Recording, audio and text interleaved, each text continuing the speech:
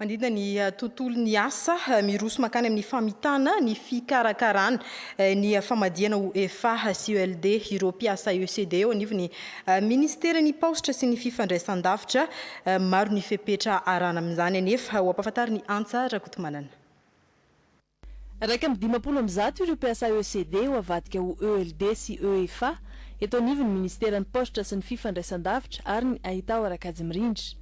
Avadika ho JUILLET ireo manana mari-pahaizana baccalauréat ary ho UEFA kosa ireo manana bac plus 2 mihoatra sy ireo efa niasa mihoatra ny 9 taona teto anivony ministera.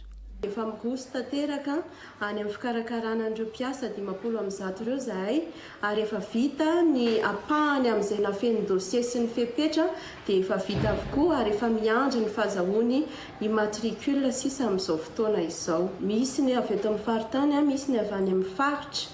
Ireo izay efa nahatonga ny dossier tamin'ny 17 ny andiany voalohany izay nafeny ny fepetra dia misy ireo avy any amin'ny faritany, misy ireo avy eto amin'ny faritra Antananarivo ary ireo andiany faharoa izay nafeny ny dossier ihany koa izay ho karakaraina manomboka anio dia efa misy ny avy any amin'ny faritra. Tsy misy zany ny fanavakavahana fa izay nafeny ny dossier rehetra na avy ato amin'ny faritra, na faritany Antananarivo na avy any amin'ny faritany dia tonga dia efa natao avokoa.